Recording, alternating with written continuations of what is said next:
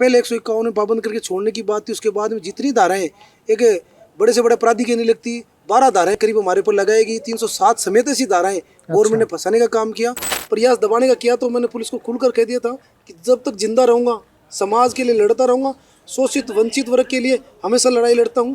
7, 8, 9, 10, 11 बजे तो यही नहीं किया, 12:30 बजे उन्होंने देखा कि वहाँ बाहर भीड़ कम हो जाए, लेकिन पूरे तो दोनों सड़कें थी वटी थी लोगों से, हजारों लोग जेल के बाहर दिवाली मना रहे थे। नमस्कार, मेरा नाम है दिनेश और आप देख रहे हैं सीकर संदेश। आज हमारे साथ जो शख्सियत मौजूद हैं वो किसी परिचय का मोहताज नहीं है, लेकिन फिर भी नए जुड़े दर्शकों के लिए मैं बता दूं कि हमारे साथ हैं एडवोकेट रतनलाल सैनी। आप भारतीय जनता पार्टी में भी बड़े पद पर हैं, बड़े नेता आप हैं, मुख्य प्रवक्ता हैं आप। इसके अलावा आप फल सब्जी विक्रेता संघ के अध्यक्ष भी हैं, क्योंकि मंडी में आपका कारोबार है। इसके अलावा समाज के अलग अलग कई संगठनों में आप बड़े पदों पर हैं। पिछले काफ़ी समय से आप राजनीति में सक्रिय हैं, लेकिन आज हम ये बात इसलिए कर रहे हैं क्योंकि पिछली 15 तारीख यानी 15 सितंबर को जयपुर में एक बड़ा आंदोलन हुआ। उसके बाद में कई सारे घटनाक्रम हुए, आपको जेल भी जाना पड़ा, जैसा कि हर आंदोलनकारी कभी ना कभी पहुंच ही जाता है। और उसके बाद में ये लड़ाई का बड़ा रूप हमने देखा, काफ़ी पूरे राजस्थान में इसका प्रभाव देखा। तो सबसे पहले मैं चाहता हूं कि आप हमारी जनता को बताएं कि क्या पूरा मामला था कि ये सब घटनाक्रम से आपको गुजरना पड़ा। जी, हमारा जो समाज है वो एक पिछड़ा हुआ समाज है, और हमारा समाज में ऐसे भी लोग भी हैं जो फुटपाथों पे सब्जियां बेचकर और ठेलों पर सब्जियां बेचकर अपना गुजारा चलाते हैं। छोटी ज़मीनें उनके पास है, अपना गुजारा चलाते हैं। जो शिक्षा से वंचित भी एक बड़ा तबका हमारे समाज में है। वंचित, शोषित, सुपीड़ित जो हमारे समाज के लोग हैं, उनको हक अधिकार दिलाने के लिए समाज का आह्वान था। 11 सूत्री मांगे लेकर हम इसको आंदोलन को चला रहे थे, जिसमें हमारे समाज का सभी वर्ग खड़ा था और लड़ रहा था। आज़ादी के 70-75 वर्ष होने के बावजूद भी ऐसा बड़ा तबका जो बचा है, जो अपने हक और अधिकारों से बहुत वंचित है, शिक्षा में वंचित है, उन्हीं को कल्याण को लेकर अनेक प्रकार की जो मांगे थी, उनको लेकर हम बड़े समय से आंदोलन थे।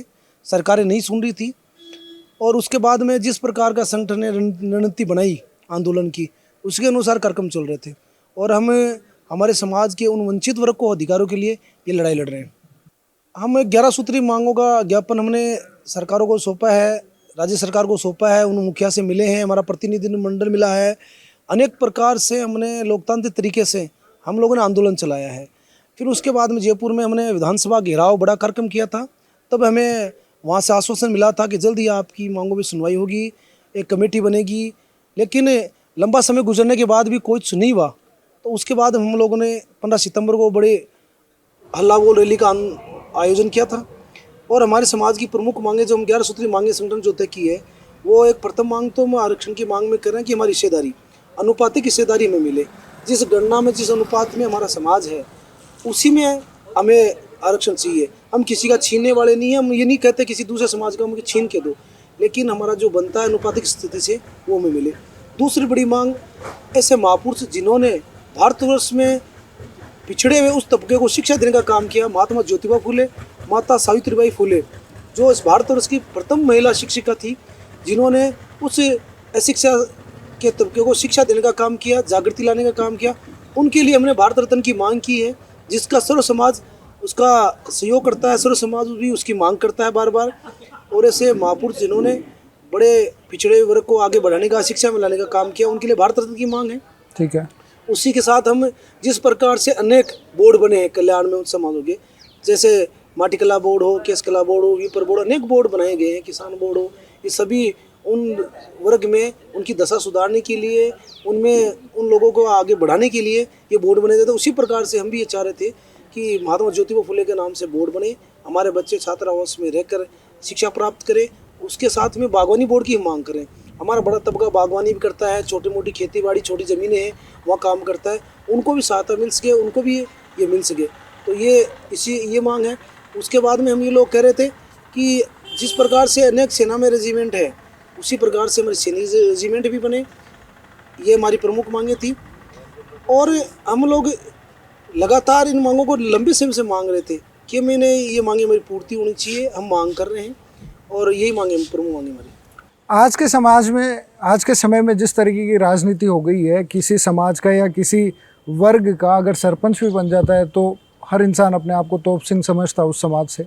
लेकिन आपके समाज से तो खुद मुख्यमंत्री हैं, उसके बावजूद जिस तरीके का घटनाक्रम हुआ, लाठियां चली, आप लोगों को जेल भी जाना पड़ा, यातनाएं भी सहनी पड़ी, ये सब कैसे हो गया? मतलब ऐसी क्या परिस्थितियां हो गई थी कि आप लोग जेल पहुंच गए? ये परिस्थितियाँ सरकारें ने दबाने का काम किया है। और मैं ये नहीं कहता कि हमारे समाज से मुख्यमंत्री हैं, हाँ हमारे समाज के मुख्यमंत्री हैं, हमारे समाज से आते हैं। लेकिन घर पे जैसे हमारे यहाँ से अकाउंट में जो कहावत चलती है कि रोए बिना बच्चे को दूध नहीं पिलाती माँ भी। बच्चा रोता है तो उसको रोटी बेलना बंद करके, अपने कपड़े धोती तो उसको काम बंद करके वो पहले दूध पिलाती है। तो अपने अधिकारों के लिए लड़ना पड़ता है साहब। यहाँ ऐसे नहीं कि जाति में वो मुख्यमंत्री तो वो सब दे देंगे। वो कोई जाति के मुख्यमंत्री नहीं है, वो हमारे राज्य के मुख्यमंत्री है। और मुखिया के पास मांगना सबका अधिकार है, तो हक अधिकारों के लिए लड़ना पड़ता है। और मैं ये समझता हूँ कि बड़े किसी चीज़ उपलब्धि के लिए आपको समर्पण करना पड़ेगा, बलिदान तो देना पड़ेगा, तब जाकर वो प्राप्ति होती है। हम वंचित समाज के लिए लड़ रहे हैं, और चाहे सरकारी किसी की हो उसको लेकर हम कहीं नहीं लड़ रहे कि ये मुखिया है। हमको कि मुखिया से लड़ाई नहीं थी हमारी, तो उन सरकारों से मांग थी कि हमारी तबके को, गरीब तबके को भी मिले, उनको हक और अधिकार मिले, ये हमारी लड़ाई थी।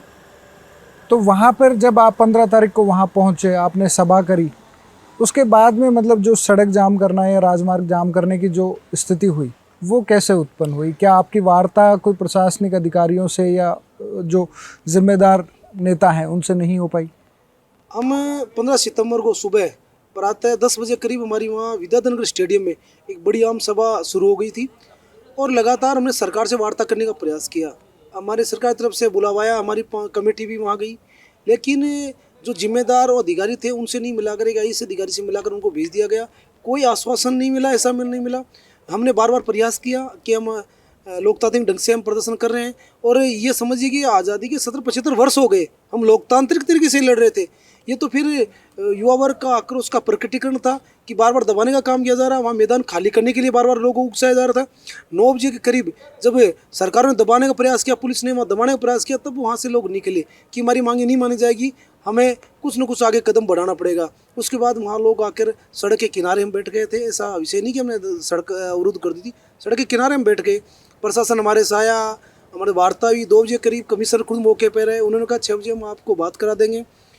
हम लोग सब ये देख रहे थे कि 6 बजे करीब हमारी वार्ता हो जाएगी, लेकिन जिस प्रकार से 4 बजे कार्यतापूर्वक तरीके से पुलिस ने, जिस प्रकार से सोते हुए लोग, थड़ियों पटरियों पर सोते हुए लोगों को, सड़कों पर सोते हुए लोगों को जिस प्रकार से हमला किया, हमारे कई लोग, सैकड़ों लोग अभी एसएमएस में भर्ती हैं, कई को पेट टूटे, हाथ टूटे, बर्फबार तरीका से उन्होंने लाठीचार्ज किया है।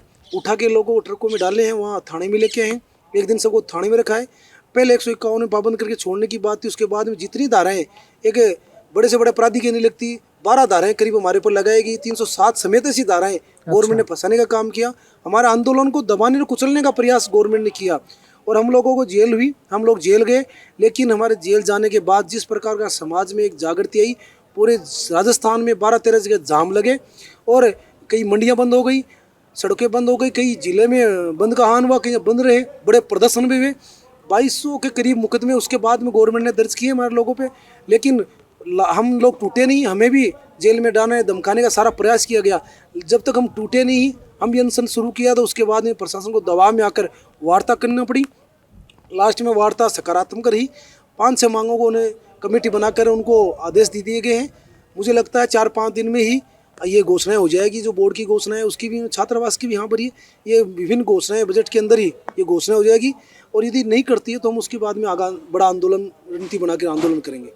जब लोग आप लोग जब जेल में रहे, तब आपके साथ कैसा व्यवहार किया गया? जेल के अंदर हमें प्रेशराइज किया गया, बार बार दबाने का प्रयास किया गया, डराने का प्रयास किया गया, लेकिन हम झुके नहीं, टूटे नहीं, रुके नहीं।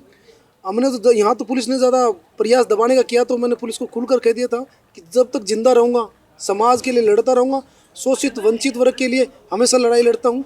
और आप मुझे जानते हैं, मैंने सीकर में भी ऐसे मामले, शोषित वंचित वर्ग के लिए जब भी कोई बात आई है, पीड़ित के लिए बात आई है, तो मैं खुलकर उनसे लड़ाई लड़ी है। मैंने कभी प्रशासन से, इनसे डरने का काम नहीं किया। जिंदा रहूंगा तब तक समाज के लिए लड़ता रहूंगा। जेलें की सलाह के मैं कुछ रोक नहीं पाएगी आंदोलन। पीड़ित और शोषित समाज के लिए लड़ता रहूंगा। एडवोकेट तनवाल सैनी, चाहे मुकदमे लगा दे सरकार, चाहे इतनी प्रशासन परेशान कर ले, समाज, पीड़ित समाज के लिए लड़ता रहूंगा। मैं जिंदा रहा तब तक लड़ता रहूंगा। आपके जैसे मुकदमे भी वापस हुए, आपको रिहा भी करा गया, लेकिन इस आंदोलन के दौरान जैसे आपने बताया कि करीब 2200 और मुकदमे हैं जो लोगों पे दर्ज करे गए, तो क्या उन मुकदमों के लिए आपकी कोई लड़ाई रहेगी या आपके मुकदमे हट गए तो मतलब आपको अब उससे कितना इत्तेफाक रखेंगे? हमारी भी आप कह रहे मुकदमे धाराएं बाद में हटी है, लेकिन हमारी जमानत हुई है। पहले निचली अदालतों में दोनों जगह हमारी जमानत खारिज कर दी गई थी, एडीजी में जमानत लगी। उसके बाद हमारे वकील सब समाज के लोगों ने, वहाँ सैकड़ों वकील इकट्ठा उन्होंने जमानत लगाई है और हम जमानत लेके बाहर निकले। उसके बाद इन्होंने सारी धाराएं हटाई है। मुख्यमंत्री जी ने घोषणा की है कि 1-2 धाराओं को छोड़कर सब जो झूठी और गलत धाराएं लगाई गई थी, 370, 353 जिस प्रकार की विभिन्न गंभीर धाराएं लगाई गई थी, गैर जमानती धारा लगाई थी, उनको गवर्नमेंट झुककर वापस उठाया है।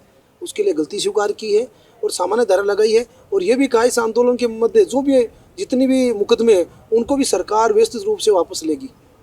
अब इस आंदोलन में आगे आपकी क्या रणनीति रहेगी? मान लीजिए कि जिस तरीके से आपको आश्वासन दिया गया है कि कमेटी बनाकर जो आपकी मांगे हैं उनको माना जाएगा, कितना समय का ये आश्वासन है, या अगर किस समय सीमा में अगर ये चीज़ें नहीं होती तो फिर आपका आगे किस तरीके का रहेगा आपका आंदोलन का स्वरूप? मुख्यमंत्री जी से 19 तारीख को रात को 11 बजे एक मंडल में शिष्टमंडल मिला, दूसरा शिष्टमंडल 12:30 बजे मिला। उनसे अलग अलग मुद्दों को लेकर बातचीत हुई। टीकाराम जी जूली जो मंत्री है उनको इस मामले में लगाया गया, उनको संबंधित विभाग के अधिकारियों को बुलाकर मौके पर उनको फाइलें बनाई गई है। और हमें उन्होंने कहा कि 5-7 दिन के अंदर ही इस बजट में ही घोषणाएं हम कर देंगे। आप इतना उन्होंने आश्वासन दिया है और हम तो डरने दबने वाले लोग तो है नहीं। हमने अब जब ऐलान कर दिया है जिनका कि हम इनको हक अधिकार दिला के मानेंगे, शोषित वंचित वर्ग के लिए लड़ाई लड़ेंगे, तो हम इंतजार कर रहे हैं कि प्रशासन पे भी विश्वास करना चाहिए। सरकार ने जो कहा है, जिन संबंधित जब सम्मानीय मुख्यमंत्री जी खुद बात कर रहे हैं तो एक जिम्मेदार पद पर हैं, तो हम उनका समय का इंतज़ार हम करेंगे।